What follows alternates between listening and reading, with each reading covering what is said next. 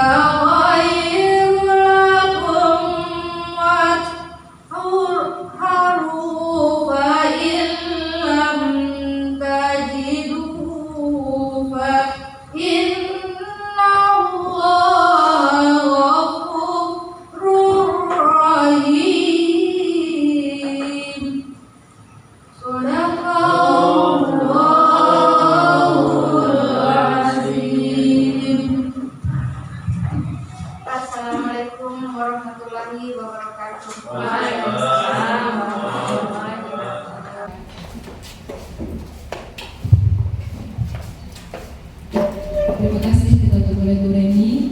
Acara selanjutnya menyanyikan lagu Indonesia Raya. Hadirin dimohon untuk berdiri.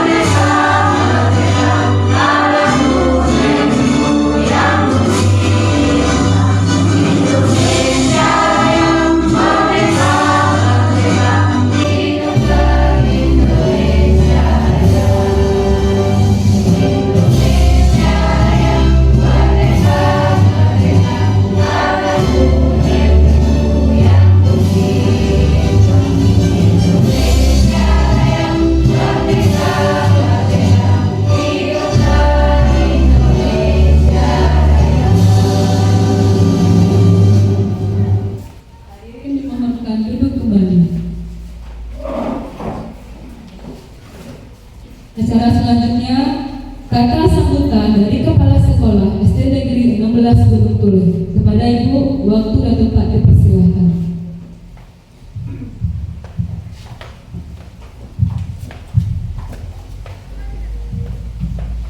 Bismillahirrahmanirrahim. Assalamualaikum warahmatullahi wabarakatuh. Alhamdulillahirabbil alamin, wassalatu wassalamu ala asrofil anbiya'i wal mursalin wa ala alihi wa sahbihi rasulillahi ajma'in. Puji beserta syukur mari sama-sama kita panjatkan kehadirat Allah Subhanahu wa taala, di mana pada hari ini kita masih diberikan kesehatan dan kesempatan untuk melaksanakan aktivitas rutin kita sebagaimana biasanya. Kemudian tak lupa berselawat kita kepada Nabi kita dengan ucapan Allahumma sholli ala Muhammad wa ala ali Muhammad. Mudah-mudahan dengan banyak dan seringnya kita berselawat kepada beliau, kita diberikan syafaatnya di yaumul akhir nanti. Amin amin ya rabbal alamin. Yang terhormat Ibu Mira Deswita selaku CGP Angkatan 11 SD 16 Gunung Tuleng, Kabupaten Pasaman Barat. Seterusnya Bapak Ibu Majelis Guru SD 16 Gunung Tuleng, yang pada hari ini kita bersama-sama mengikuti diseminasi budaya positif yang akan disampaikan oleh calon guru penggerak kita, yaitu Ibu Mira Deswita. Sebagai sambutan kali ini, besar harapan kita semua, Bapak dan Ibu guru SD 16 Gunung Tuleng, mari kita ikuti diseminasi ini dengan baik. Mari kita petik materi ini, kita petik ilmu yang disampaikan oleh CGP kita nantinya. Mudah-mudahan ini bisa kita aplikasikan baik di lingkungan sekolah, di dalam kelas, bahkan mungkin ada beberapa materi ini yang bisa kita implementasikan untuk kegiatan-kegiatan kita di rumah. Jadi yang pertama, ucapan terima kasih juga untuk Bapak Ibu guru SD 16 yang sudah bersedia meluangkan waktunya mengikuti diseminasi ini nantinya. Kemudian terakhir, selamat mengikuti diseminasi kepada Ibu CGP kita selaku narasumber, dan mari kita saksikan secara bersama-sama. Mungkin demikian saja sekedar sambutan dari kami selaku kepala sekolah. Kita akhiri dengan mengucapkan Assalamualaikum warahmatullahi wabarakatuh.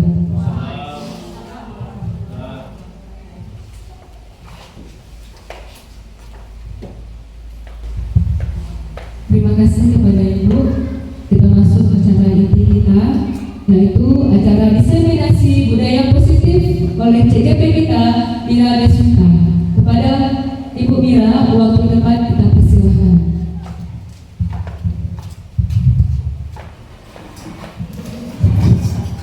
Bismillahirrahmanirrahim. Assalamualaikum warahmatullahi wabarakatuh. Yang saya hormati Ibu Kepala Sekolah, seterusnya Bapak Ibu yang sempat hadir pada hari ini dalam rangka menghadiri undangan, terutama undangan dari saya sebagai calon guru penggerak Angkatan 11, yang mana saya berterima kasih kepada Bapak Ibu semua karena telah meluangkan waktunya, sudah mau meluangkan waktunya sedikit untuk menghadiri dari undangan saya pada hari ini. Baiklah, atas penghormatan tadi saya tumpangkan kepada yang pembicara terdahulu. Sebelum kita memulai kegiatan ini,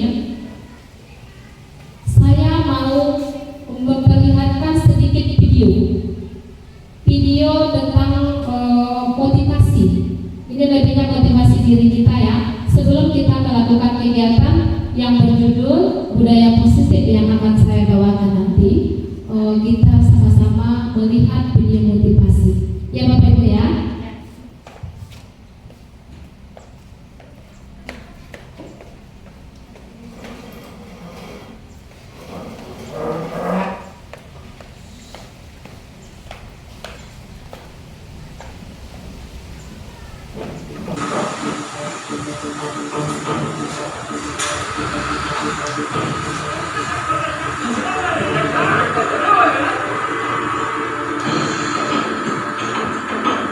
Io spacca per la chiesa.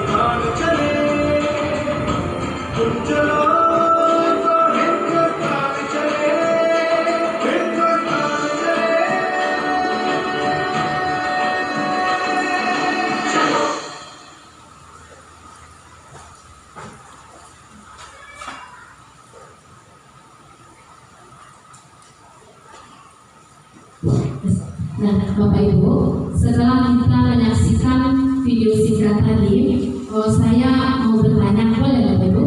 Boleh. Coba siapa dari Bapak Ibu yang bisa sedikit memaparkan tentang isi dari video tersebut? Ada yang mau Bapak Ibu? Ada yang bisa Bapak Ibu menceritakan makna apa sih yang terkandung di dalam video tadi? Ada Bapak Ibu?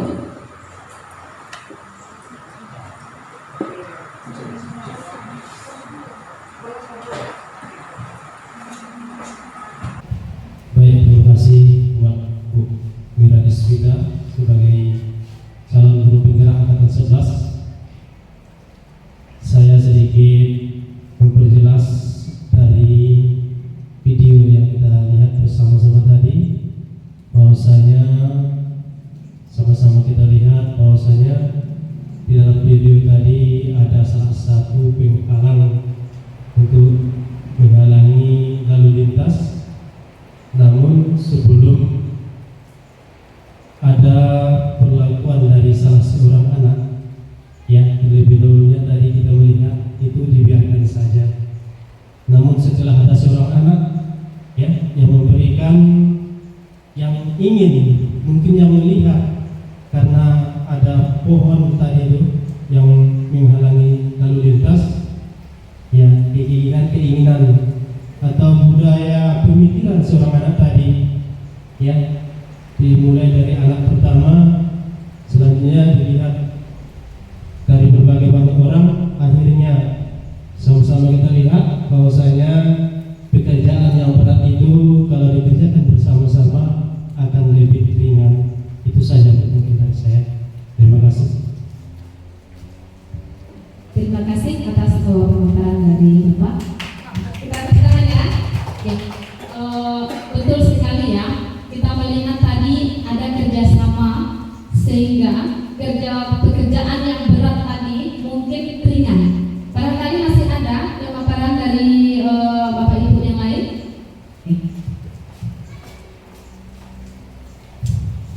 Baik, terima kasih Bu Mira.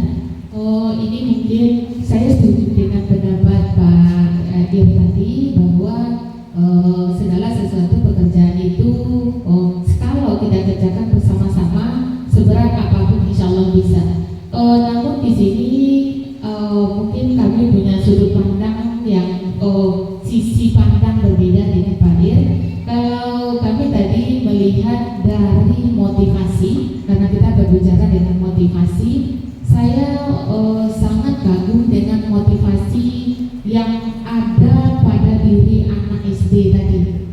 Dia tidak memikirkan orang lain ikut atau tidak. Dia tidak memikirkan orang lain mau atau tidak. Dia tidak memikirkan saya mampu atau tidak. Yang penting dia coba. Yang penting dia lakukan sendiri. Akhirnya dengan motivasi intrinsik yang sudah ada di dalam dirinya, akhirnya dengan contoh yang dia berikan kepada orang banyak, akhirnya terbukalah hati orang-orang banyak yang sedang antri ini. Ya mungkin demikian Ibu, sekadar tambahan dari kami. Terima kasih. Oke, betul sekali ya. Dari perilaku seorang anak itu, dari yang tadinya kalau kita berpikir anak kecil mau mengangkat sebegitu besar pohon, tentu kalau kita lihat dengan sudut pandang yang berbeda nanti tidak mungkin dia bisa melakukannya. Namun itulah yang dilakukan oleh anak tersebut. Dia mulai dari dirinya sendiri. Nah, seperti itu juga kita sebagai seorang pendidik. Kita sebagai seorang pendidik itu dituntut untuk memulai dari diri kita. Jangan kita tunggu dulu yang lain. Kita kembangkan apa yang ada dalam diri kita, kemudian kita salurkan, kita mulai berbuatlah kita dari diri kita sendiri. Sehingga nanti mungkin orang lain nanti kalau kita melihat perubahan-perubahan yang terjadi dengan apa yang kita lakukan itu, mungkin ada beberapa orang nanti saya melakukan lagi lah seperti ibunya itu. Jadi intinya kita memulai dari diri kita sendiri ya. Oke, baiklah Bapak Ibu. Sekarang kita mulai ke materi kita, yang mana pada hari ini inilah dia penyebaran pemahaman dan penerapan pengalaman budaya positif oleh saya sendiri sebagai CGP Angkatan 11 Pasaman Barat dari SD 16 Gunung Tulen.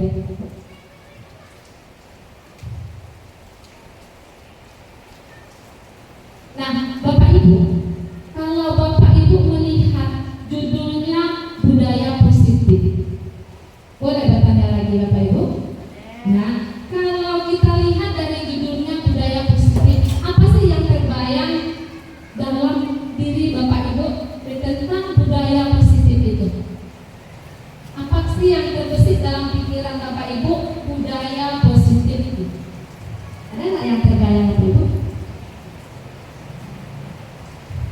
Ada? Kebiasaan baik yang sudah membudaya, yang sudah terbiasa. Kebiasaan baik yang sudah menjadi budaya. Kebiasaan baik ya, sebagaimana yang kita ketahui itu positif itu adalah yang baik ya. Budaya itu adalah kebiasaan ya. Mungkin kebiasaan yang baik itu yang akan kita bahas pada pagi hari ini. Poin dari budaya positif itu, poin inti dari budaya positif yang pertama adalah perubahan paradigma belajar. Yang kedua, disiplin positif. Ketiga, nilai-nilai kebajikan. Keempat, kebutuhan dasar manusia. Kelima, motivasi perilaku manusia. Posisi kontrol guru, keyakinan kelas, dan segitiga restitusi. Inilah Bapak Ibu yang akan kita bahas pada kali ini. Yang pertama yaitu perubahan paradigma baru, pembelajaran dengan paradigma baru. Yaitu pembelajaran dengan paradigma merupakan pembelajaran yang dirancang berdasarkan prinsip pembelajaran berdiferensiasi, sehingga para peserta didik belajar sesuai kebutuhannya berdasarkan tahap perkembangan sesuai teori psikologi modern untuk mewujudkan profil belajar Pancasila. Nah, di sini mungkin Bapak Ibu sudah sering mendengarkan tentang pembelajaran dengan paradigma baru. Bapak Ibu, pernah Bapak Ibu mendengarkan pembelajaran yang berpusat pada guru? Pernah Bapak Ibu mendengarkan pembelajaran berpusat pada siswa? Pernah Bapak Ibu? Pernah? Nah ya, pembelajaran yang berpusat kepada guru itu bagaimana sih bentuknya?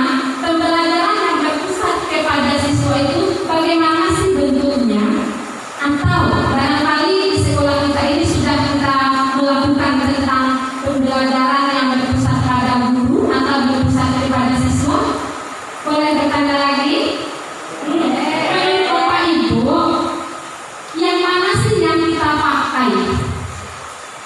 sekolah kita. Berpusat kepada guru, pembelajarannya atau berpusat kepada siswa? Kebanyakan pada guru. Yang jujur kita ya, Bapak Ibu, nanti kalau kita melihat nanti dari kesalahan kita mungkin dengan penerapan materi yang hari ini mungkin kita bisa nanti memperbaikinya. Nah, saya tanya nggak ya kepada Bapak Ibu ya, kita kan bisa mengetahui apa sih yang kita lakukan selama ini, apakah kita sudah berpihak kepada siswa atau kita masih mengajar sesuai dengan apa yang kita inginkan. Boleh? Ada yang bisa memaparkannya? Barangkali Bu Heriana bisa.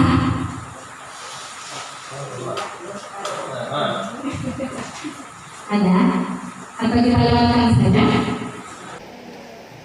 Ya, mungkin saya sebutkan lagi, mungkin yang kita terapkan itu mungkin kebanyakan berpusat kepada guru ya. Nah, berpusat kepada guru itu seperti ini Bapak Ibu. Kita masuk ke dalam kelas, pembelajaran yang kita berikan itu kita menerangkan pembelajaran. Setelah kita menerangkan pembelajaran, nanti kita kasih tugas. Anak-anak mengerjakan. Semuanya mengerjakan dengan pekerjaan yang sama, gitu. Itu namanya berpusat kepada guru. Sedangkan pembelajaran yang berpusat kepada siswa, pembelajaran itu bermacam. Seperti yang kita ketahui, siswa itu mempunyai keunikannya masing-masing. Ada yang suka dia dengan menulis, itu siapa yang tahu Bapak Ibu? Kebutuhan apa namanya? Ada kebutuhan yang dibutuhkan anak itu adalah kebutuhan visual. Ada kinestetik. Ada satu lagi apa? Audio. Nah, itu adalah kebutuhan yang dibutuhkan oleh anak. Karena setiap anak itu tidak sama yang diinginkannya, berbeda-beda. Untuk itu, kita sebagai guru pada masa ini, masa sekarang, perlunya penerapan pembelajaran yang berpusat kepada siswa dengan memperhatikan apa yang disukai oleh anak, atau bisa kita sebut dengan pembelajaran berdiferensiasi. Pembelajaran berdiferensiasi ini adalah pembelajaran yang mana kita di dalam kelas materinya sama, cuma penyampaiannya nanti berbeda. Ada yang kita buat KPD-nya berbeda pula sesuai dengan kebutuhan yang dibutuhkan oleh anak masing-masing. Seperti itu. Ini sesuai dengan filosofi Ki Hajar Dewantara, yang mana Bapak Ki Hajar Dewantara itu mengatakan bahwa pembelajaran itu menuntun, bukan menuntut. Kita cuma bisa menuntun anak, tidak bisa kita menginginkan apa yang kita inginkan. Kita tidak bisa membentuk anak sesuai dengan keinginan kita. Seperti itulah Bapak Ibu. Yang berikutnya adalah disiplin positif. Disiplin artinya belajar yang mengacu pada disiplin diri yang memiliki tanggung jawab terhadap apa yang dilakukannya berdasarkan nilai-nilai yang diyakini. Disiplin positif merupakan salah satu cara penerapan disiplin yang bertujuan untuk menumbuhkan kesadaran serta memberdayakan peserta didik tanpa imbalan, penghargaan, ancaman, ataupun hukuman. Nah, di sini mungkin kita sebagai pendidik selama ini kita rasakan bahwasanya kita sering menggunakan cara mendidik yang salah. Seperti setiap kita menerima hasil dari anak-anak selama satu semester, kita sering melakukan hadiah, ya. Kemudian kita sering melakukan hukuman terhadap anak-anak. Sering Bapak Ibu? Sering kita lakukan. Mungkin tanpa kita sengaja kita sering melakukan itu. Nah, yang kita lakukan itu adalah salah satu trik yang salah dalam mendidik. Sedangkan memberikan hadiah, penghargaan itu tidak boleh.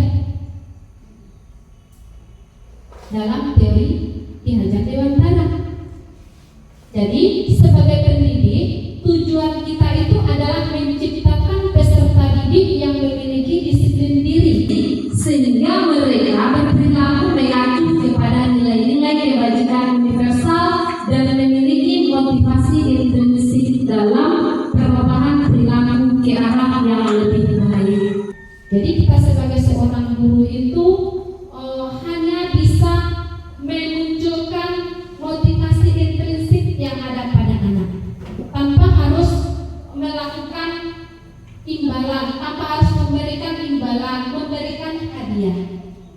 Itu yang harus kita lakukan sebagai seorang pendidik. Yang berikutnya adalah kebutuhan dasar manusia. Kebutuhan dasar manusia itu adalah segala sesuatu yang kita lakukan untuk mendapatkan apa yang kita inginkan. Seluruh tindakan yang kita lakukan memiliki tujuan tertentu, dan semua usaha terbaik yang kita lakukan adalah dalam rangka agar kebutuhan dasar kita terpenuhi dengan baik. Nah, Bapak Ibu, kebutuhan dasar manusia itu apa ya? Ada beberapa kebutuhan dasar manusia. Yang pertama, kebutuhan untuk bertahan hidup. Apa yang harus kita lakukan dalam poin yang pertama? Bertahan hidup. Kita manusia itu membutuhkan makanan, membutuhkan pakaian, tempat tinggal, keamanan, dan kesehatan. Nah, ini saya contohkan seperti ada anak kita yang terlambat pada pagi hari. Kenapa sering terlambat? Kenapa terlambat? Kenapa melamun? Kenapa resah? Itu sering kita tanya kepada anak. Tanpa kita bertanya dengan begitu yakinnya menyalahkan si anak. Tanpa kita kaji dulu, tanpa kita tanya dulu apa penyebab dia melamun, apa penyebab dia terlambat. Barangkali di dalam kelas itu sewaktu kita belajar anak itu gelisah, mondar-mandir, tanpa kita ketahui apa yang dirasakannya. Barangkali dia belum makan di rumah, kita sudah bermarah-marah di kelas. Kenapa ribut? Kenapa resah? Kenapa tidak memperhatikan? Kalau anaknya lapar, bagaimana harus menerima pelajarannya, Pak Ibu? Bisa nggak konsentrasi si anak kalau perutnya keloncongan? Nah, itu adalah salah satu kebutuhan bertahan hidup. Yang kedua, kasih sayang dan rasa diterima.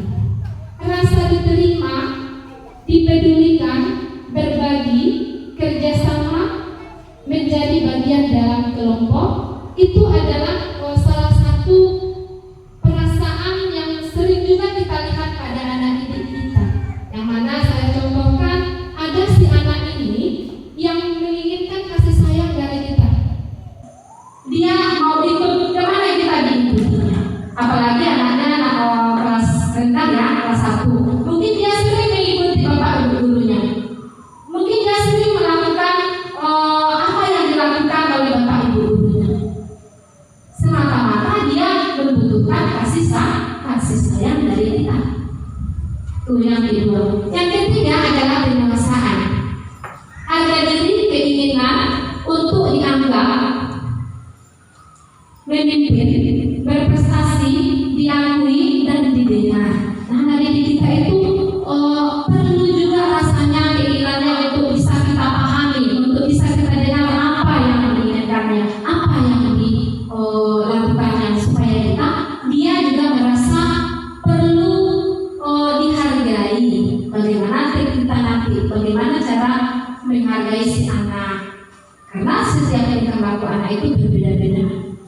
Berikutnya adalah kebebasan, mandiri, memiliki pilihan, mencoba hal yang baru, mampu mengendalikan arah dirinya. Si anak didik ini ingin bebas. Banyak kebebasan yang dibutuhkan oleh anak didik kita. Itulah kita sebagai seorang guru harus bisa memahami apa yang dibutuhkan oleh anak. Mungkin si anak ini belajar tidak mau diam saja, hanya mendengarkan saja. Dia maunya belajar sambil bermain. Mungkin si anak ini maunya nanti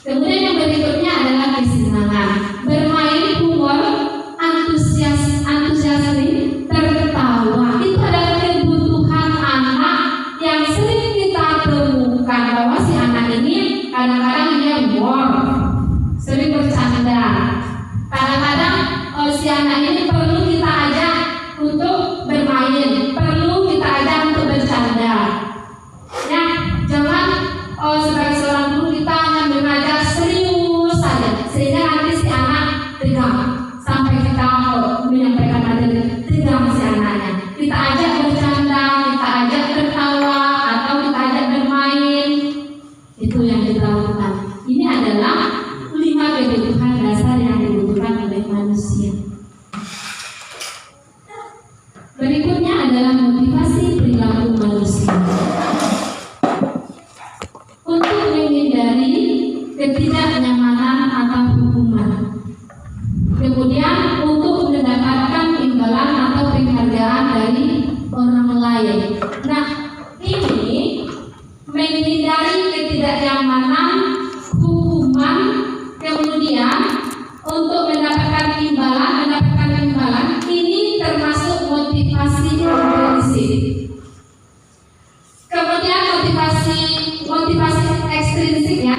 Motivasi intrinsik adalah untuk menjadi orang yang mereka inginkan dan menghargai diri sendiri dengan nilai-nilai yang mereka percayai. Jadi yang sering kita pakai di sini, hendaknya kita memotivasi anak dengan motivasi intrinsik, bukan motivasi ekstrinsik. Selanjutnya, ada 5 posisi kontrol guru. Nih, ada 5 Bapak Ibu. Coba diperhatikan, Bapak Ibu yang mana sih 5 posisi kontrol kita sebagai seorang guru? Dari kelima posisi kontrol ini, yang mana Bapak Ibu yang sering kita pakai? Nomor 1 ya, penghukum. Betul? Ya. Ada sebagai teman, ada juga. Ada kita sebagai pemantau, ada pembuat rasa bersalah, ada juga ada sebagai manajer, ada juga ada semuanya ya. Nah, pertanyaannya, yang mana yang sering kita pakai? Nomor 1. Iya. Pembuat rasa bersalah. Ya, mungkin selama ini kita sering melakukan posisi kontrol yang nomor 1 sebagai penghukum. Sering Bapak Ibu kita lakukan ini terhadap anak. Tanpa kita sadari, kita telah memberikan motivasi apa tadi Bapak Ibu yang menghukum itu? Ekstrinsik ya. Kemudian pembuat rasa bersalah. Ini juga sering kita lakukan tanpa kita sadari. Nah, sebagai guru, inilah yang harus kita hindari. Bagaimana cara kita menghindarinya? Mengontrol emosi. Nah, yang mana rasanya dari kelima posisi kontrol ini yang bagus kita pakai? Yang mana? Teman. Ada yang lain? Yang mana ya rasanya yang paling cocok kita terapkan sebagai seorang pendidik manajer? Pemantau. Yang mana Bu? Ada yang sebagai manajer. Yang saja temanku kan dia nanti muncul apa nih?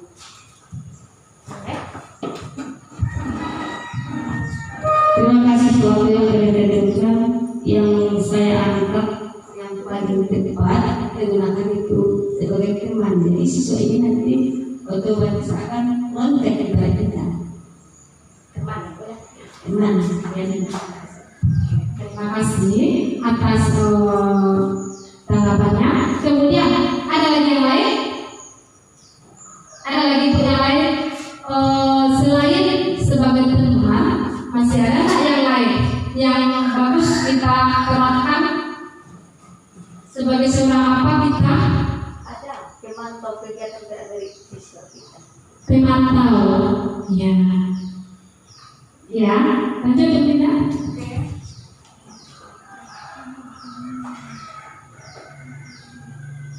Nah, ini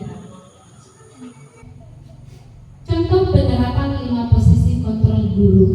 Yang pertama, saya di sini mencontohkan ya sebuah masalah, sebuah kasus yang terjadi kepada anak. Kasusnya adalah siswa tidak memakai atribut lengkap saat upacara bendera. Kalau kita sebagai seorang guru memakai posisi yang pertama, yaitu penghukum, mungkin kata-kata yang kita lontarkan terhadap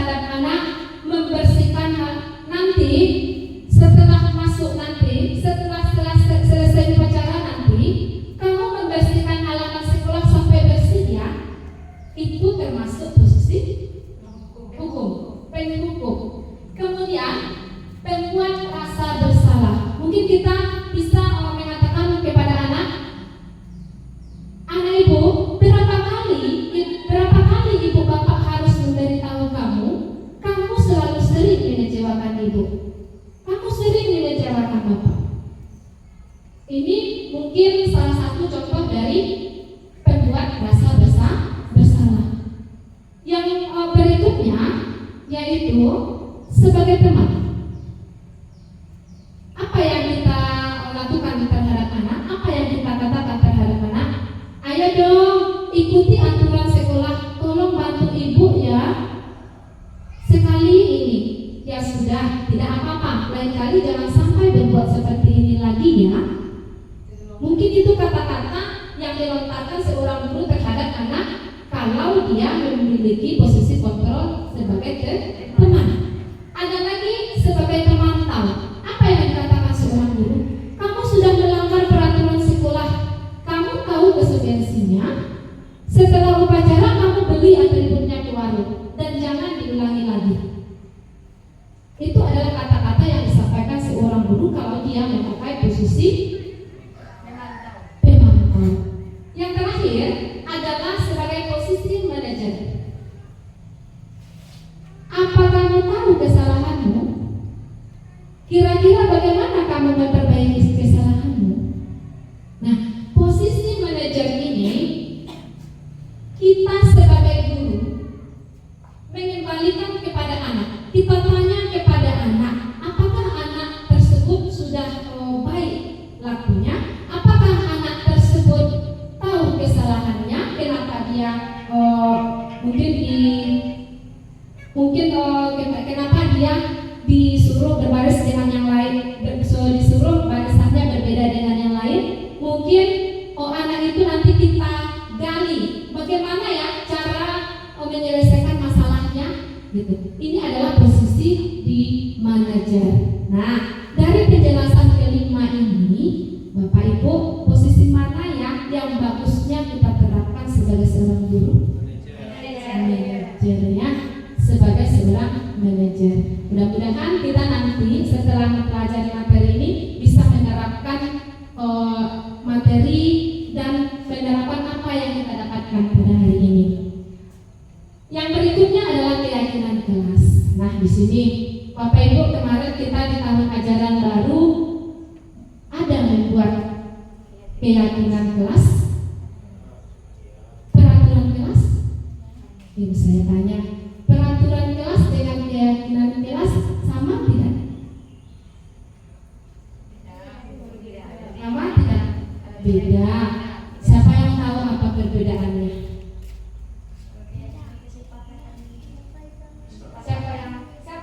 Siapa yang tahu apa perbedaan keyakinan dengan peraturan? Tidak apa-apa. Nanti kita luruskan, siapa yang bisa meluruskannya. Terima kasih Bu atas waktunya. Kalau menurut saya, kalau peraturan itu dibuat oleh guru dan disepakati oleh siswa. Siswa cuma menyetujui saja apa peraturan yang dibuat oleh guru. Sedangkan keyakinan kelas itu kita buat bekerja sama dengan siswa. Contohnya misalnya anak itu disuruh ke depan, dia ingin keyakinan kelasnya seperti apa. Setelah nanti anak disuruh, baru kita pilih mana keyakinan kelas yang akan kita pakai di kelas kita.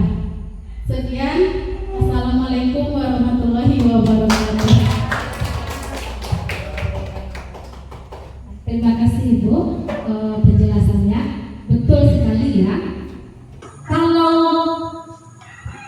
peraturan kelas itu bersumbernya dari kita guru, kita yang membuat. Nanti anak tinggal ikut saja tentang apa yang kita inginkan. Berarti keinginan guru ini ya, bukan keinginan siswa kita. Sedangkan keyakinan kelas ini adalah keinginan bersama. Siapa yang membuat? Siswa kita. Siapa yang menyepakatinya? Kita semua di kelas. Mungkin benang merahnya begini, mungkin aku kalau peraturan itu kalau kami dengar dari penjelasan tadi bisa kita tarik benang merahnya. Mungkin kalau peraturan itu datang dari guru, artinya sebelah pihak. Murid hanya menyetujui, setuju tidak setuju, mau tidak mau, itu harus dijalankan. Itu yang peraturan.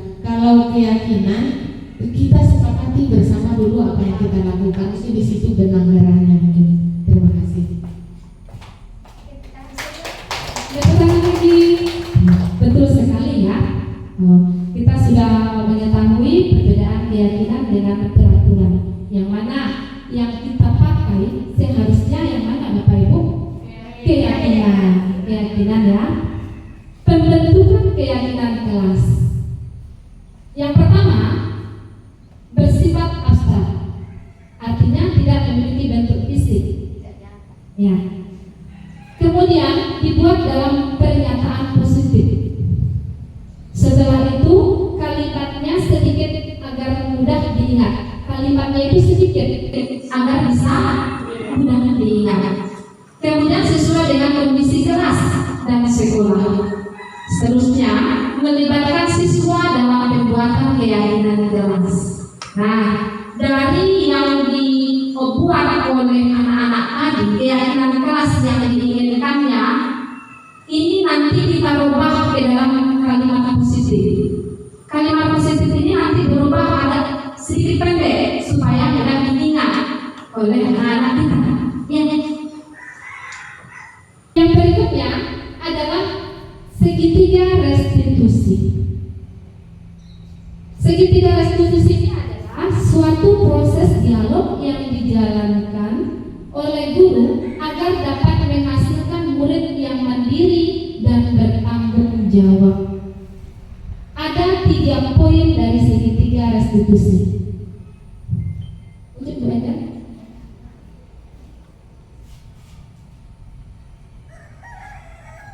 Yang pertama adalah menstabilkan identitas. Berdasarkan prinsip, membuat kesalahan adalah bagian dari proses pembelajaran. Nih, berbuat salah itu wajar. Kalau kita sebagai seorang yang menstabilkan identitas, nah ini dulu Bapak Ibu. Segitiga restitusi ini kita gunakan untuk menyelesaikan suatu permasalahan yang terdapat pada anak. Ada 3 tahapan yang kita lakukan. Yang pertama, menstabilkan identitas.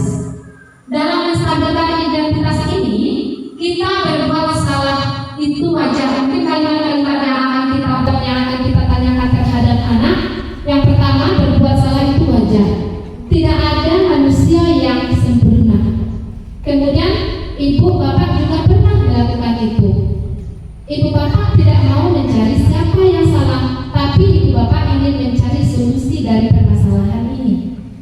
Kemudian kamu berhak merasa seperti itu. Kalau anaknya nanti mempunyai masalah di tahapan menstabilkan identitas. Di tahap validasi tindakan yang salah, ini berdasarkan prinsip setiap perilaku berupaya memenuhi suatu kebutuhan tertentu. Mungkin kalimat yang bisa kita lakukan terhadap anak yang pertama, kamu pasti mempunyai alasan melakukan hal ini. Yang kedua, kamu patut bangga karena telah melindungi sesuatu yang penting buatmu. Yang ketiga, kamu melakukannya karena mempertahankan sesuatu yang penting bagimu. Mungkin itu kalimat-kalimat yang bisa kita tanyakan terhadap anak di bagian validasi tindakan yang salah. Satu lagi, yaitu menanyakan keyakinan. Dalam menanyakan keyakinan ini, berdasarkan prinsip-prinsip teori kontrol, bahwa pada dasarnya kita termotivasi secara intrinsik. Mungkin kalimat-kalimat yang bisa kita letakkan nanti terhadap anak. Yang pertama, apa keyakinan kelas kita? Yang kedua, nilai-nilai apa yang telah disepakati? Yang ketiga, seperti apa gambaran sebuah kelas yang ideal menurut kamu? Yang berikutnya, kamu ingin menjadi orang yang seperti apa? Mungkin dari pertanyaan-pertanyaan yang seperti ini nanti anak bisa menemukan solusi dari suatu permasalahan yang dihadapinya. Di sini saya melakukan segitiga restitusi terhadap salah seorang anak yang mempunyai masalah. Ini contohnya, boleh kita tonton bersama. Tahu nggak?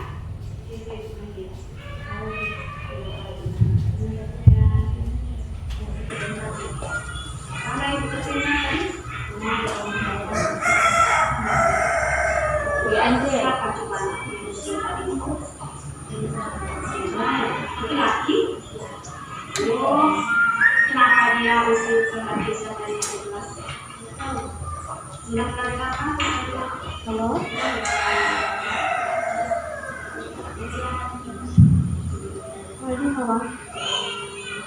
Jangan kisah tadi marah ya, karena sudah asik-asiknya belajar si Lisa ya. Mungkin kalau kejadian seperti Lisa ini terjadi sama ibu, itu juga akan marah terhadap teman itu. Jadi ya, jadi apa yang bisa lakukan tadi nak? Ada soal daerahnya tuh. Pasti Keisha berbuat seperti itu ada alasannya. Apa alasan Keisha nak berbuat seperti mau Keisha dulu kemudian menangkap dia sendiri? Terima kasih bang. Sudah dibilangkan satu kali, satu kali mendengar ya. Biasanya berusul juga. Jadi menurut analis Keisha, tindakan Keisha tadi kan sudah sesuai dengan keyakinan kelas kita. Belum. Jadi keyakinan kelas yang mana sih rasanya yang sudah Keisha lakukan tadi nah? Iya, itu sikapnya menghargai dan menghormati itu sangat penting kita terapkan dimanapun kita berada, baik kita di rumah maupun kita bergaul di lingkungan sekolah kita ya. Jadi nak, bagaimana perasaan Keisha tadi setelah bertengkar adu mulut, setelah menangkap meja Selesa, apa yang Keisha rasakan? Saya merasa terkonfirmasi. Seharusnya saya berbicaranya tidak kasar, tidak mengenai. Jadi perasaan Keisha tadi bagaimana? Saya merasa saya salah. Nah, sekarang bagaimana perasaannya? Saya juga saya salah. Kita merasa salah ya. Jadi menurut Keisha nak, kalau kejadian seperti ini terjadi besok, terjadi kapan-kapan, apa yang Keisha lakukan? Caranya yang baik.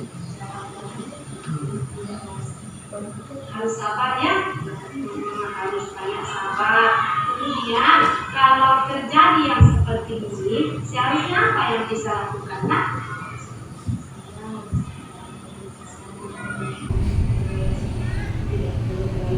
Ya, jadi kalau boleh dikasih saran ya, kalau terjadi dengan kita yang seperti ini, bisa langsung saja video kelasnya ya. Kita selesaikan sama-sama ya. Nah, jadi Keisha sudah tahu apa solusi yang harus kita lakukan kalau kita menghadapi teman kita yang seperti ini ya. Oke. Jadi Keisha sudah tahu nah, caranya kita harus bertanya ya. Nah, kalau sudah tahu dari Keisha apa yang harus kita lakukan, sekarang dari Keisha boleh masuk ya.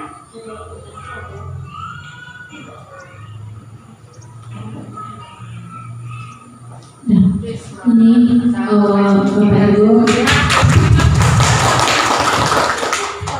inilah Bapak Ibu salah satu kegiatan saya waktu itu dalam melakukan segitiga restitusi. Jadi mudah-mudahan kita sebagai seorang guru di SD Nama Sulung Tule ini bisa nanti menerapkan kegiatan-kegiatan yang bisa menimbulkan motivasi intrinsik bagi anak, bukan mendukung atau memberikan hal-hal yang negatif terhadap anak kita. Kita mulai dari diri kita masing-masing. Insya Allah dengan niat yang baik, dengan niat yang lurus, kita bisa memperbaiki cara-cara kita yang selama ini salah ke anak yang lebih baik lagi. Oke Bapak Ibu, sekian pemaparan materi budaya positif dari saya pada hari ini. Saya akhiri dengan Assalamualaikum warahmatullahi wabarakatuh.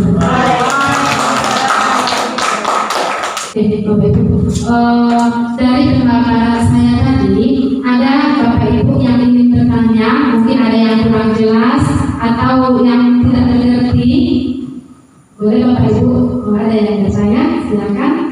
Saya persilakan. Ada Bapak Ibu. Pas lagi. Berarti kalau tidak ada pertanyaan dari Bapak Ibu, kita akhiri. Kita kembalikan kembali ke pertemuan. Terima kasih Ibu Mira. Sedikit Bapak Ibu, boleh meminta satu orang untuk memberikan refleksi tentang materi yang saya paparkan pada hari ini. Kita sangat tertarik sekali dengan materi ini dan memahami konsep bagaimana sebenarnya seorang pendidik yang benar itu dan bagaimana seorang guru itu dalam memberikan umpan balik tentang pedagogik terhadap siswa kita untuk kedepannya. Sekian saja yang dapat kita sampaikan. Terima kasih atas perhatian. Assalamualaikum warahmatullahi wabarakatuh. Terima kasih Ibu Benar. Saya minta satu lagi ya dari kita.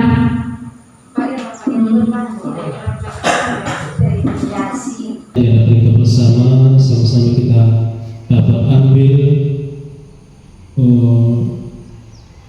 manfaatnya, yang mana kita selama ini mengajar mungkin belum sesuai dengan apa yang diterapkan pada kurikulum sekarang. Namun setelah dipaparkan oleh Bu Mira Rizwika sebagai CGP Angkatan 11, semua mungkin nanti kita bisa diterapkan di kelas.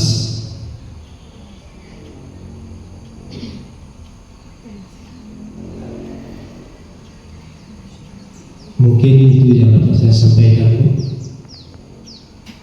Terima kasih. Assalamualaikum warahmatullahi wabarakatuh.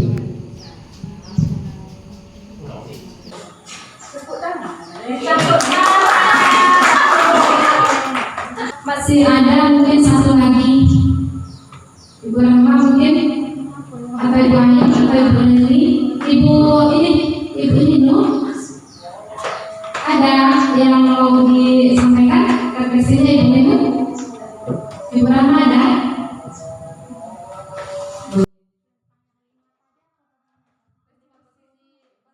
Sebagai kesimpulan yang saya dapatkan dari pemaparan yang disampaikan, yaitu 5 posisi kontrol guru, di mana sebelum mendengarkan pemaparan Ibu Mira, biasanya saya pribadi sebagai guru sering kalau anak melakukan kesalahan, saya itu selalu menjadi penghukum atau pembuat rasa bersalah. Kalau anak melakukan kesalahan langsung dihukum, misalnya anak terlambat disuruh menyapu atau membuang sampah. Tapi setelah mendengar pemaparan dari Bu Mira, saya mengetahui jadi tahu bahwa guru itu harus sebagai manajer, yang dimana guru itu kalau anak melakukan kesalahan kita harus bertanya dulu apa penyebabnya, tidak serta-merta menyalahkan anak. Mungkin sekian. Assalamualaikum warahmatullahi wabarakatuh.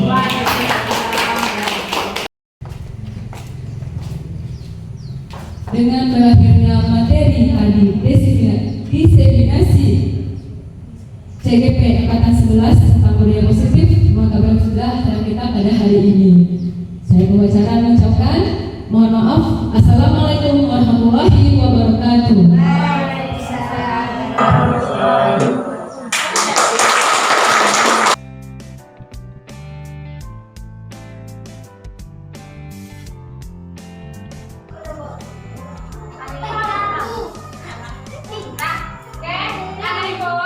Pada hari ini kita akan membuat keyakinan kelas kita ya.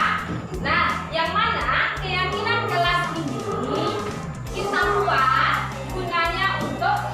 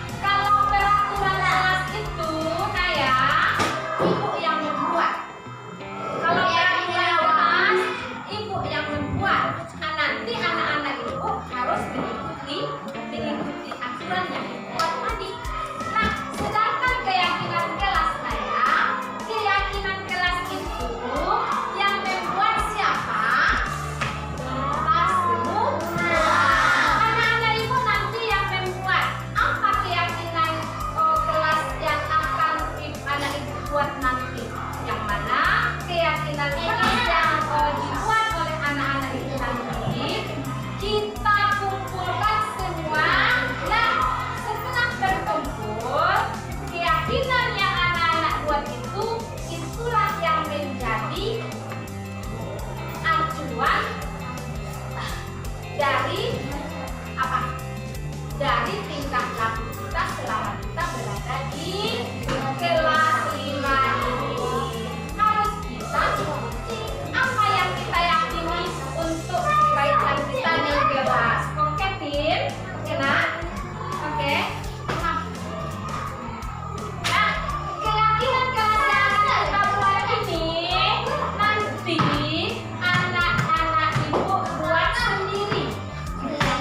Ya, sudah. Nah, keyakinan kelas yang akan kita buat nanti anak ibu buat, anak ibu tuliskan di kertas yang akan ibu berikan. Contohnya, apa keyakinan kelas yang kita buat? Misalkan kita harus saling menghormati. Kemudian apa lagi misalkan? Tidak boleh membuang sampah di kelas sembarangan. Itu juga termasuk keyakinan yang harus kita buat. Itu contohnya ya. Nah, sekarang ibu yakin anak-anak ibu pasti sudah memiliki apa yang harus kita lakukan, keyakinan yang harus kita lakukan, yang harus kita terapkan di kelas kita, sehingga kelas kita nanti menjadi kelas yang nyaman, aman, dan tertib. Ya, bisa ibu kasih kertasnya ya. Nih, yang hijau untuk laki-laki, yang pink nanti ibu kasih untuk perempuan. Silakan diisi. Mau bagaimana kita di kelas kita maunya? Apa maunya anak ibu? Iya, Pak. Boleh? Silakan catat di kertasnya. Silakan.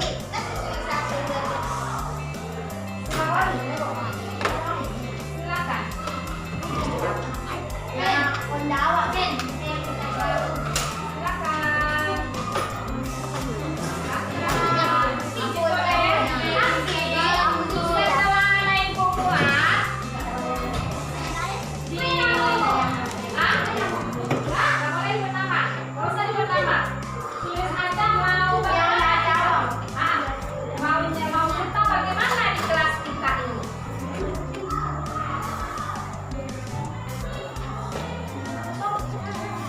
Mau bagaimana kita di kelas kita ini? Supaya nanti kelas kita menjadi kelas yang nyaman, aman, dan tertib, tanpa ada beban kita di kelas. Lagi, bagaimana keyakinan yang kita buat supaya kelas kita ini aman, tenang, bersih. Nah, apa yang harus kita lakukan? Silakan aja ibu. Nah, udah, yuk. Silakan ditempel di sini. Nah, nanti ya.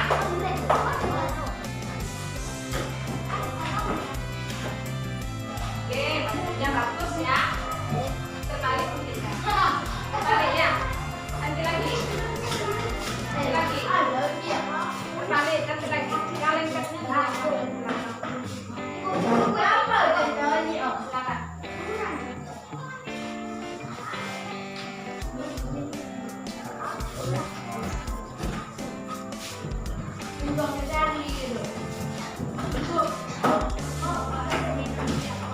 Boleh.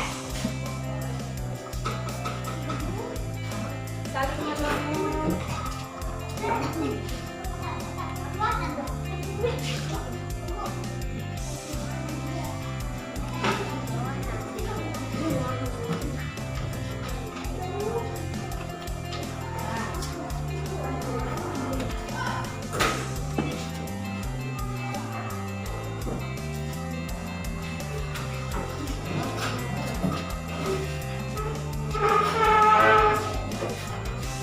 Nulis bagus-bagus.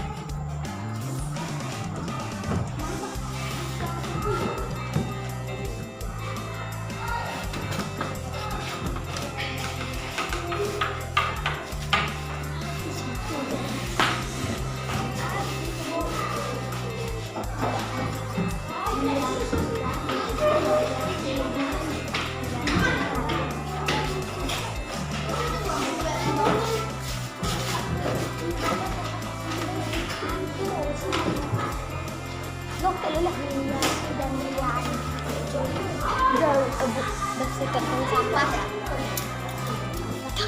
Makan bunga.